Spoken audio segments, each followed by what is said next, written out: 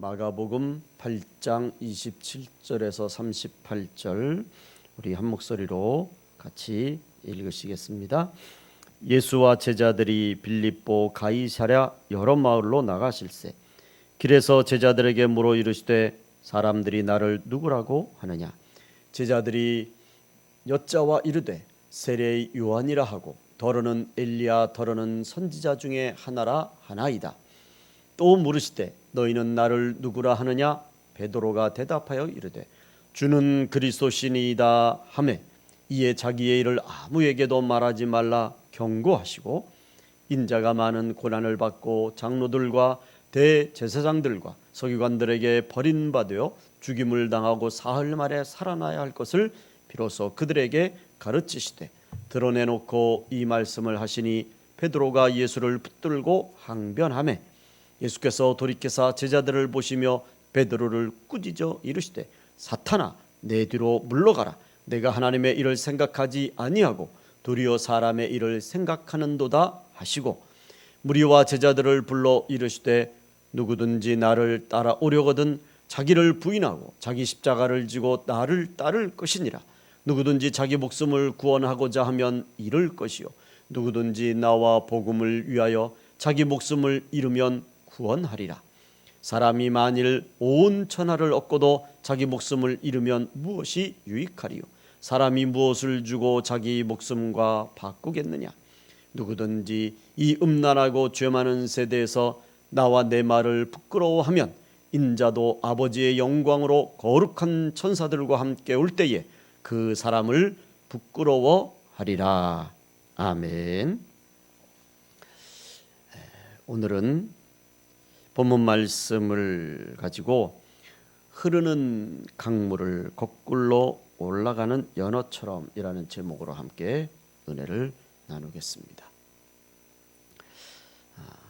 영국의 어느 학교 선생님이 초등학생 아이들에게 이런 질문을 했습니다.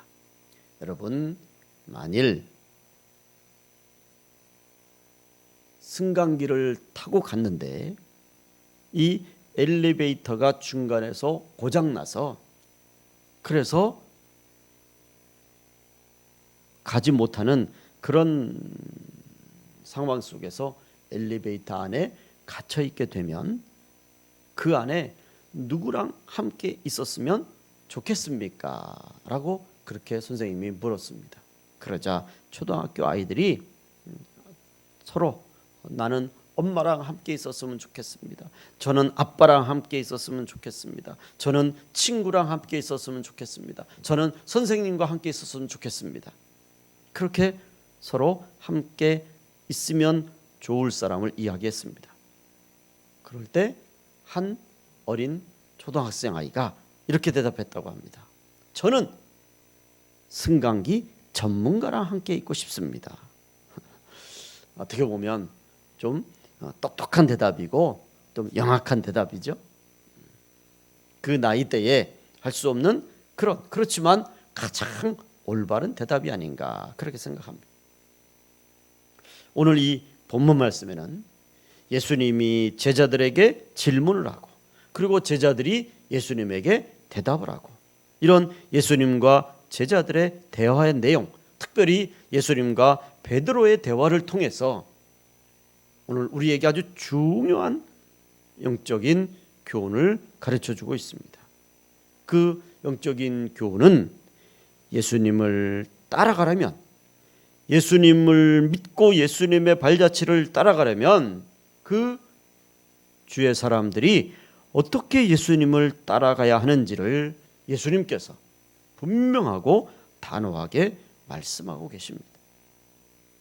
우리가 예수님을 따라갈 때 어떻게 따라가는 것이 올바로 따라가는 것인가, 그것을 오늘 본문을 통해서 몇 가지로 살펴보겠습니다. 우선 첫 번째, 예수님을 따라갈 때 오늘 본문 말씀에서 우리에게 가르쳐 주는 것처럼 베드로처럼 이중적인 모습으로 따르면 안 된다라고 하는 것입니다.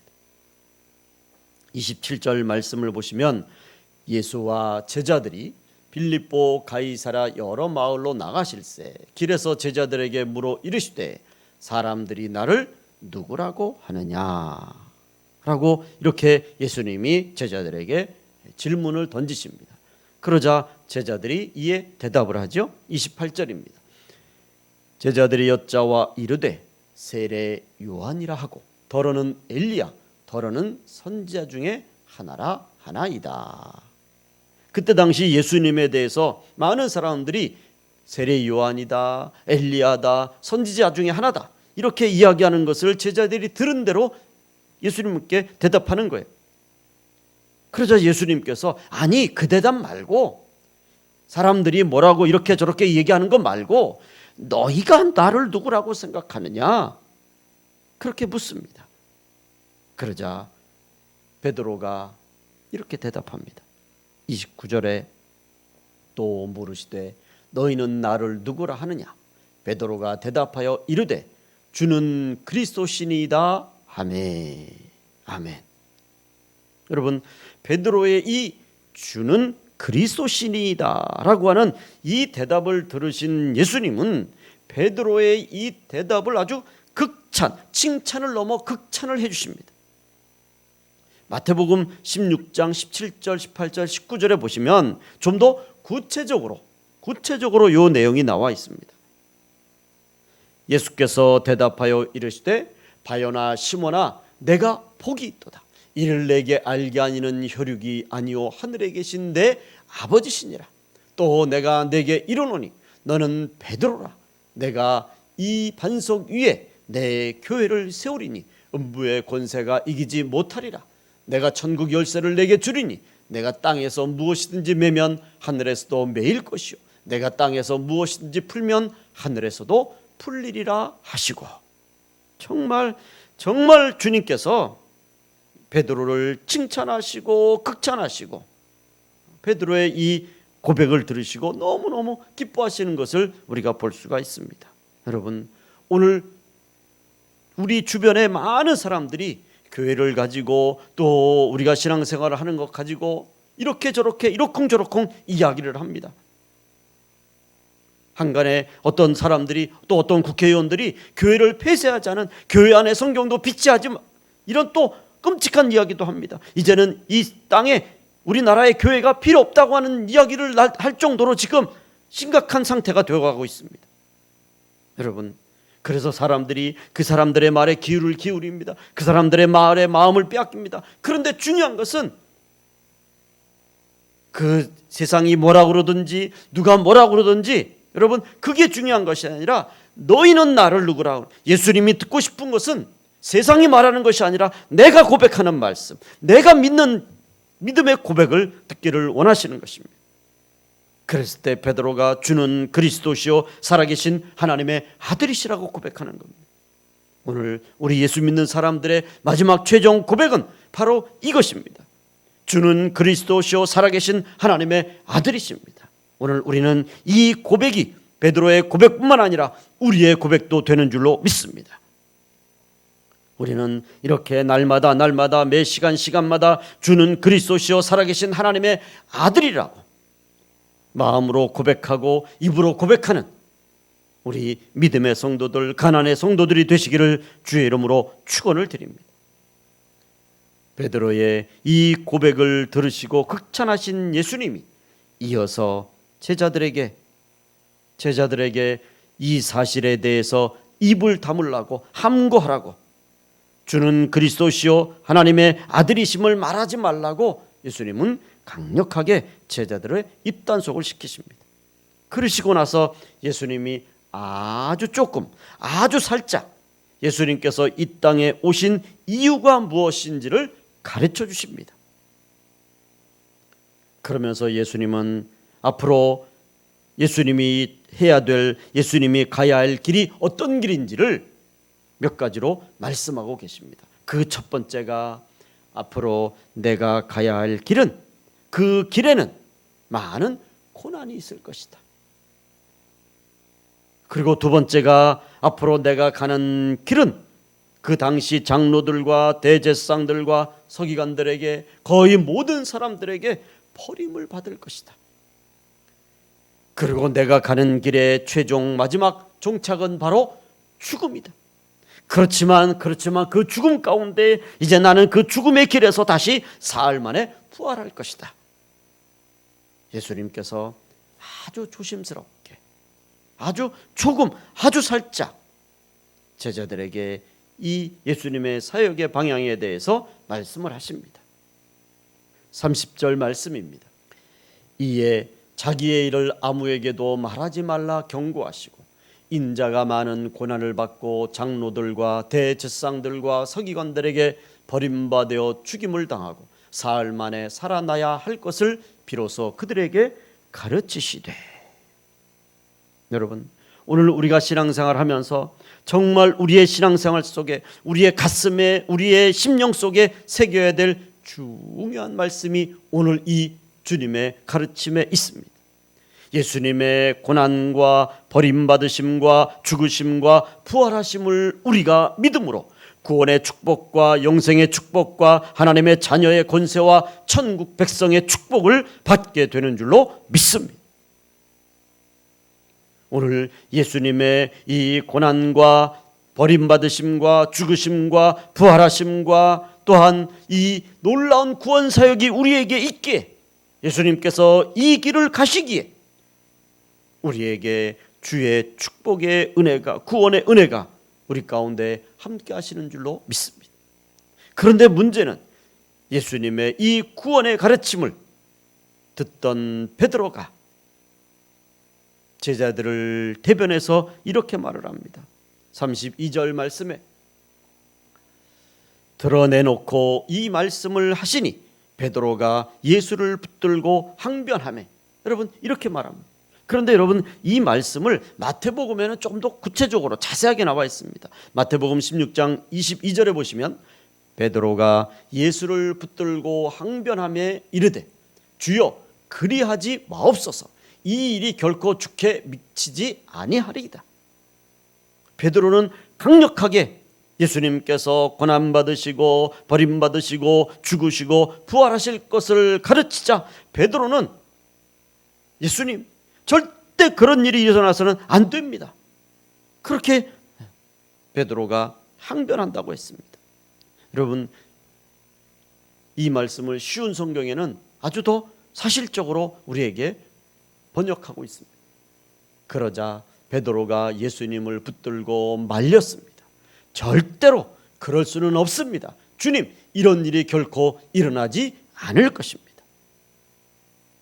여러분, 베드로의 이 말을 우리가 살펴보면 정말 베드로가 예수님이 고난당하시고 버림받으시고 또 죽으시는 이런 것이 너무너무 마음이 아파서 그래서 예수님을 걱정해서 하는 말처럼 보이지만 사실은 베드로의 이 말은 잘못돼도 한참 잘못된 말이고, 바로 여기에는 베드로의 이중적인 믿음의 모습을 보여주는 것입니다. 베드로가 예수님에게 예수님 절대로 그럴 수는 없습니다. 그런 일이 결코 일어나서는 안 됩니다. 이렇게 예수님을 말리고 예수님에게 안 된다고 하는 그 베드로의 마음 속에는, 베드로의 그 말 속에는 다 이유가 있단 말이죠. 여러분, 베드로가 이렇게 예수님이 고난당하시고 버림받으시고 죽으시고 부활하실 것을, 그래서 우리의 구원 사역을 이룰 것을 말씀하실 때 베드로가 강력하게 반대한 이유 중에 첫 번째는 바로 베드로의 인간적인 욕심에 차질이 생기기 때문입니다. 이 마태복음 20장 이하에 보시면 이런 말씀이 나옵니다. 그때에 세베대의 아들의 어머니가 그 아들들을 데리고 예수께 와서 절하며 무엇을 구하니 예수께서 이르시되 무엇을 원하느냐 이르되 나의 이 두 아들을 주의 나라에서 하나는 주의 우편에 하나는 주의 좌편에 앉게 명하소서. 열 제자가 듣고 그 두 형제에 대하여 분이 여기거늘. 이 세베대의 아들의 어머니라고 하는 것은, 이분은 우리가 이제 뒤에 살펴보면 야고보와 요한의 어머니를 말합니다. 이스라엘 사람들은, 예수님을 따르던 예수님의 제자들은 예수님이 메시아로서의 이제 위치에 올라가면, 구세주로서의 본분을 다 드러내면, 그러면 하나님 나라가 이스라엘의 완성이 되고, 그래서 이스라엘의 모든 것이 회복되어서 그때 되면 예수님이 왕이 될 것이고 모든 실권을 예수님이 차지하게 되시면, 그러면 자기들도 그때에 그 예수님 옆에서 이렇게 고생하고 예수님 따라다니느라고 힘들었으니까 한 자리 차지할 것이다. 다들 그렇게 생각하고 있었습니다. 그래서 어머니를 핑계를 댔든지 아니면 직접 나와서 얘기는 못하지만 또 이렇게 간접적으로 표현을 했든지 모두들 나와서 자신의 속마음을 얘기하지는 못했지라도 오늘 이렇게 그 제자들의 마음속에는 예수님의 나라가 임하시면, 예수님께서 이 땅의 모든 만왕의 왕이 되시면 내 아들 중에 하나는 주의 우편에, 하나는 주의 좌편에 앉게 하소서. 여러분, 주의 우편, 주의 좌편이라는 것이 요즘 말로 하면 비서실장 또는 무슨 하여튼 그런 아주 중요한 직책의 좌우에 좌의정, 우의정 이런 자리에 앉게 해달라는 것 아닙니까? 예수님의 제자들은 지금 예수님이 회복하실 하나님의 나라가 이스라엘의 회복과 같게 생각한 거예요. 그런데 중요한 것은 그런 아주 알토란 같은 그런 요직을 두 아들이 차지하고 나면 나머지 열제자는 어떻게 되냐 말이죠. 그러니까 그 열제자가 그 이야기를 듣고 두 형제에 대하여 분이 여기거늘 그랬습니다. 자신들이 그 자리를 차지해야 되는데 어머니를 대동해서 야고보와 요한이 자기들의 그 욕심을 드러내는 것을 보고 나머지 열제자가 모두 다 이 야고보와 요한에 대하여 분이 여겼다고 했습니다. 그러니까 이 열제자 안에는 베드로도 포함되는 거예요. 그러니까 베드로도 그 이야기를 듣고는 분이 여기는 제자들에 속했다는 거죠. 그러니까 예수님께서 죽으시고 또 고난당하시고 그래버리면, 그래서 예수님께서 그렇게 고난의 주로서 십자가에 달려서 모든 것을 다 이루시고 나면 제자들이 생각했던 메시아와 제자들이 생각했던 구세주의 그 이미지와는, 그들의 생각과는 너무도 다른 거예요. 그래서 베드로가 생각했던 것과 예수님께서 하시는 말씀이 너무 달라서, 그래서 베드로는 안 된다고 하는 거예요. 자신의 인간적인 욕심에 차질이 생기기 때문에, 그래서 절대로 그런 일이 일어나서는 안 된다는 거죠. 예수님은 고난당하시면 안 되고 죽으시면 안 되는 거예요. 만왕의 왕으로서 나라를 회복하고 이스라엘 나라의 위대한 주가 되어야 되죠. 두 번째로 베드로가 이렇게 말한 이유가 있습니다. 여러분 생각해 보십시오. 베드로의 말대로 예수님의 고난과 버림받으심과 죽으심과 부활하심이 이루어지지 않는다면 어떻게 되겠습니까? 그것은 곧 우리의 구원, 하나님의 자녀들의 구원, 이 모든 것이 또한 없게 되는 거예요. 그런 일이 이루어지지 못하는 거예요. 주님의 구원 사역이 막히게 되는 거예요. 여러분, 예수님의 고난과 버림받으심과 죽으심과 부활하심이 있었기 때문에 저와 여러분에게 구원의 길이 열린 줄로 믿습니다. 예수님의 고난과 버림받으심과 죽으심과 부활하심이 있었기에 하나님 아버지의 품으로 돌아가는 길이 열린 줄로 믿습니다. 예수님의 고난과 버림받으심과 죽으심과 부활하심이 있었기 때문에 아담 하와가 범죄함으로 추방당한 에덴 동산, 곧 천국으로 들어갈 수 있는 문이 열린 줄로 믿습니다. 베드로는 주는 그리스도시요 살아계신 하나님의 아들이십니다 라는 이 위대한 고백을 함과 동시에 그 고백이 사실은 자신의 욕심을 채우려고 예수님의 구원 사역을 가로막는 그 의도를 숨긴 그런 이중적인 모습을 분명히 보여주고 있는 것입니다. 오늘 우리가 신앙생활을 하면서 정말 늘 깨어서 경성하여 기도하면서 내 믿음을 말씀의 거울에 살펴보면서 올바른 신앙생활을 내가 하는지 점검해보고 진단해 이유가 바로 이것 때문입니다. 여러분, 우리가 신앙생활하면서 정신 똑바로 차리지 않으면 우리도 어느 순간에 베드로처럼 이중적인 믿음이 될 수 있습니다. 베드로 같은 신앙, 베드로적 신앙 욕심에 사로잡힐 수 있는 것입니다. 그래서 그 욕심으로 말미암아 어느 때는 정말 주님을 사랑하고 교회를 사랑하고 열심히 주의 사역을 감당하다가 어느 순간에 그 욕심에, 자기의 생각에, 자기의 마음에 무엇이 잘못되면 순식간에 주님의 사역에 걸림돌이 될 수도 있기 때문입니다. 예수님은 베드로의 이러한 이중적인 믿음을 정확히 아셨기 때문에 베드로를 향해서 이렇게 말씀하십니다. 33절 말씀입니다. 예수께서 돌이키사 제자들을 보시며 베드로를 꾸짖어 이르시되 사탄아 내 뒤로 물러가라. 내가 하나님의 일을 생각하지 아니하고 도리어 사람의 일을 생각하는도다 하시고. 여러분, 정말 중요한 말씀입니다. 우리가 주님을 믿으면서 주님의 뒤를 따라간다고 하면서 주의 길을 간다고 하면서 여러분, 사람의 일을 생각하면 안 됩니다. 주님을 믿으면서 사람의 일을 생각하면 우리도 사탄이라고 책망받을 수 있습니다. 주님을 따라간다고 입으로는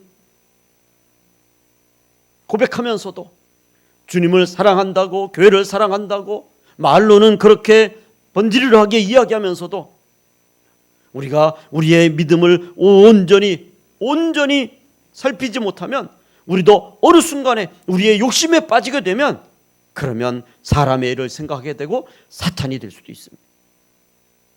여러분 보세요. 예수 믿는 분들이 정치도 해야 됩니다.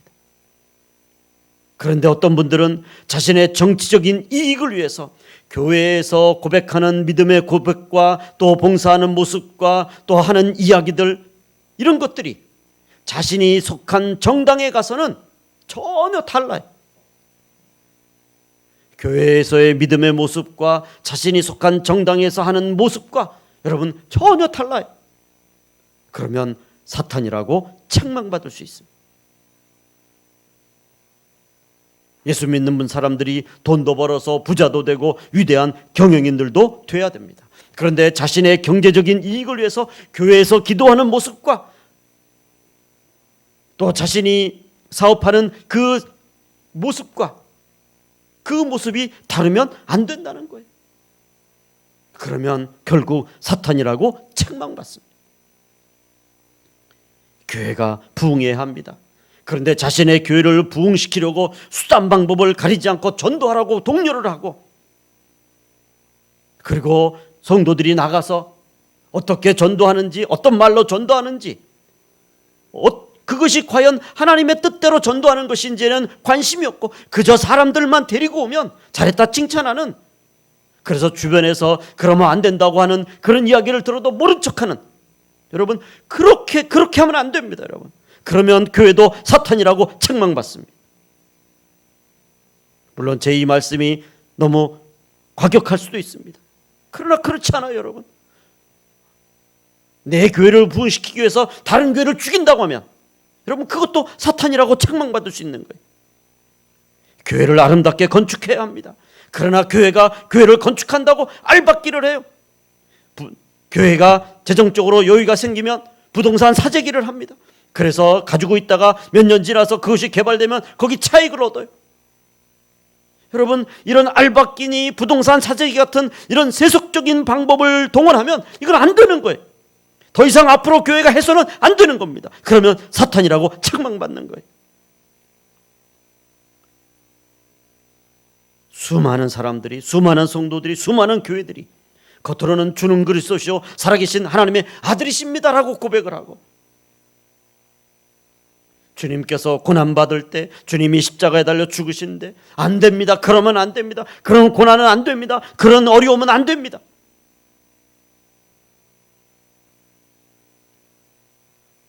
베드로를 향해서 주님께서 사탄아 물러가라.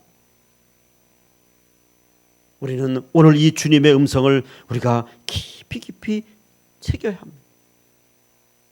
예수님은 모든 사람들에게, 제자들뿐만 아니라 거기에 있던 모든 사람들을 불러 모아서 예수님께서 분명하고 단호하게 말씀하십니다.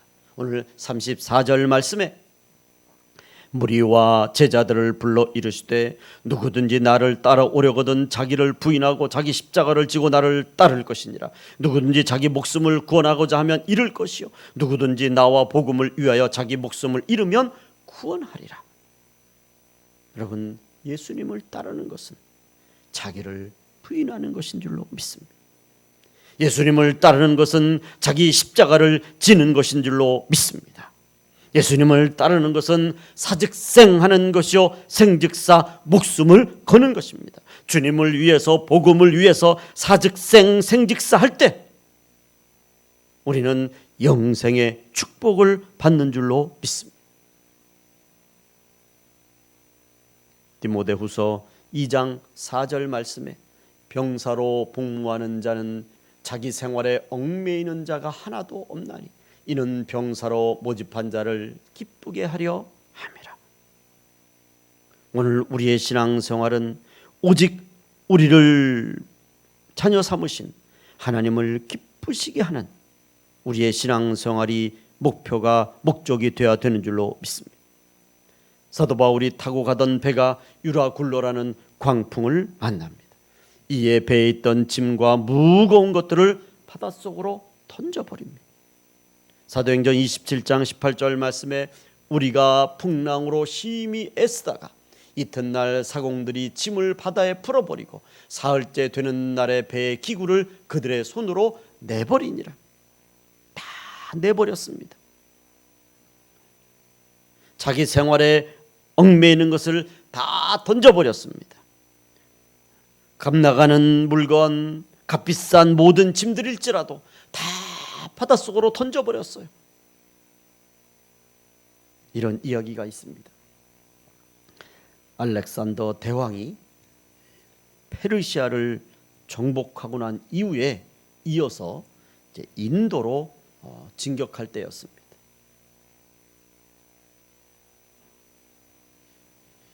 이 부대가 생각처럼 용맹스럽게 전진하지 못했습니다.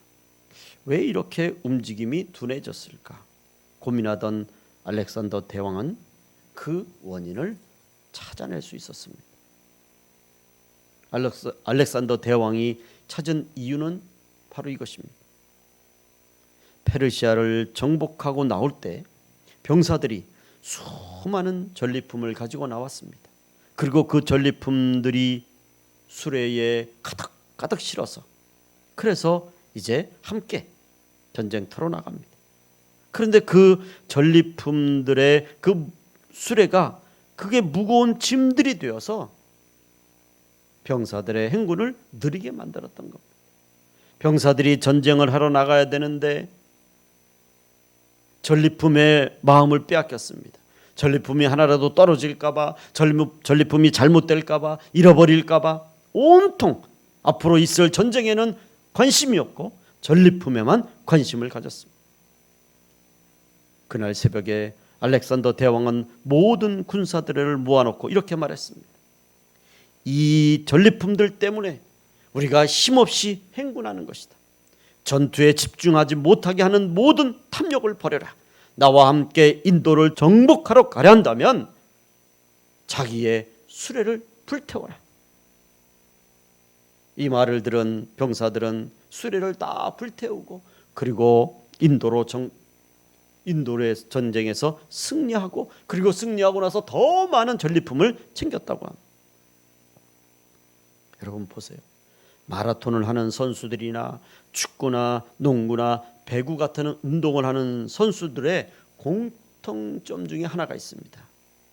그것은 그들은 의급적이면 최대한 가벼운 유니폼만 입고 한다는 것입니다. 저들이 신는 신발 최대한 가볍고 푹신하고 탄력 있는 저들이 넘어지면 또 서로 부닥치면 어떡하나, 그렇게 해서 무슨 안전화를 신고 워커를 신고 그러지 않지 않습니까? 최대한 가볍게, 옷도 어떻게 하면 최대한 땀을 많이 배출하는, 그렇게 가볍게 그런 가벼운 유니폼만 입고 하는, 다 벗는 거예요. 다 벗어요. 아무리 추운 겨울이라도 여러분 유니폼을, 잠바를 벗습니다. 체조 선수나 수영 선수나 단거리 선수들은 오히려 더 가볍게 입어요. 어떻게 하면 물과의 접촉을 줄일까? 어떻게 하면 공기와의 접촉을 줄일까? 저들이 배낭을 메고 장식품으로 투장을 하고, 그리고 여러분 수영을 하지 않습니다. 체조를 하지 않단 말이에요. 단거리 달리기 선수들을 보십시오. 정말 바람과의 마찰을 어떻게든지 저항을 줄이려고. 요즘 어떤 방송국에서 집에 있는 물건을 이제 재배치를 해서, 그래서 집을 새롭게 꾸며주는, 가구를 새로 사주는 게 아니라 그 집 안에 있는 가구들을 새로 배치를 해서 그야말로 생각지도 못했던 공간을 찾아주고, 그리고 집을 새롭게, 완전히 집을 새롭게 변화를 시킵니다. 그러면서 그 프로그램에서 하는 말이 있습니다. 비우면 공간이 보입니다. 비워야 되는 거예요. 그동안 가지고 있으면서 입지 않은 것, 쓰지 않은 것, 그런 것들을 다 비웁니다. 다 비우니까 공간이 나니까, 그러니까 가구를 재배치할 수 있는 공간이 생기는 거예요. 비우면 공간이 생기는 거예요. 여러분, 우리가 주님을 따라가려면 비워야 되는 거예요. 정말 주의 길을 따라가려면 우리가 육신의 정욕과 안목의 정욕과 세상의 자랑을 비워야 되는 거예요. 내 생각, 내 고집, 내 욕망, 이런 것들을 비워야 되는 거예요. 베드로는 주는 그리스도시요 살아계신 하나님의 아들이라고 고백을 하고, 정작 그 믿음은 비우지를 못한 것입니다. 여전히 예수님이 만왕의 왕이 되시면 그 옆에서 한 자리를 차지하겠다고는 이 욕심과 욕망을 비우지 않은 거예요. 제가 오래전에 읽은 책에 이런 비유가 있습니다. 예수를 믿고 그리스도인으로 살아가는 것은 노를 저어서 강을 거꾸로 올라가는 것입니다. 우리가 예수 믿고 신앙생활 한다는 것은 마치 잘 다듬어진 고속도로를 달리는 것도 물론 필요하지만, 그러나 때로는 노를 저어서 강을 거꾸로 올라가는 것, 아니 어떤 한 부분이 아니라 사실은 예수 믿고 예수님을 따라가는 것이 우리의 신앙생활의 거의 대부분이 노를 저어서 강을 거꾸로 올라가는 것과 같은 것입니다. 솔직히 고속도로와 같은 그런 뻥 뚫린, 그런 편안하고 안전하고 그런 길은 사실 신앙생활 하다 보면, 또 우리가 올바로 이 세상 가운데 신앙생활 하려면 그런 길을 가는 경우는 사실 많지 않아요. 대부분의 우리 신앙생활이, 예수님을 따라가는 우리의 믿음의 길은 강을 거꾸로, 노를 저어서 강을 거꾸로 올라가는 것 같습니다. 저는 그렇게 생각합니다. 오늘날 한국교회가 다시 회복해야 될 모습이 비록 힘들고 어렵고 고통스럽지만, 그래도 노를 저어서 강을 거꾸로 올라가려고 하는 바로 이 모습들이 회복되어야 된다, 저는 이렇게 말씀드립니다. 여러분, 노를 저어서 강을 거꾸로 올라가는 것 얼마나 힘듭니까? 그렇지만 아무리 힘들고 어렵고 고통스럽지만 그 가운데서도 성령 충만한 은혜를 받아서 여러분 그런 고통스러운 길을 가는데 오히려 우리는 담대하게 웃으면서 갑니다. 기쁨으로 갑니다. 감사함으로 가는 거예요. 이렇게 그 고통스러운 길을 기쁨으로 가고 감사함으로 가고 또한 웃으면서 가는, 찬양하며 기도하면서 가는 이런 모습을 통해서 오늘 우리는 그리스도인들의 믿음의 모습들을 보여줘야 되는 줄로 믿습니다. 예수님은 이 세대를 음란하고 죄 많은 세대라고 분명하게 말씀하십니다. 38절 말씀에 누구든지 이 음란하고 죄 많은 세대에서 나와 내 말을 부끄러워하면 인자도 아버지의 영광으로 거룩한 천사들과 함께 올 때에 그 사람을 부끄러워하리라. 아멘. 여러분, 이 악하고 음란한 세대에서 주님의 길을 따라가는 것 결코 쉬운 일이 아닌 줄로 믿습니다. 사탄은 끊임없이 우리에게 베드로적 이중적 신앙을 가지라고 유혹합니다. 어쩌면 코로나 상황 속에서 핑계댈 것이 차고 넘칠 수 있습니다. 베드로적 이중적 신앙생활을 가질 수 있는 그런 핑계거리가 얼마든지 차고 넘칠 수 있습니다. 그렇지만 그럴수록 아무리 코로나 상황 속에서 힘들고 어려울수록 우리는 자기를 부인하고 자기 십자가를 지고 주님을 위해서, 복음을 위해서 사즉생 생즉사의 각오로 우리가 믿음으로 주님을 따라가야 될 줄로 믿습니다. 그런 믿음의 길을 가시는 우리 가나안의 성도들이 되시기를 주님의 이름으로 축원을 드립니다.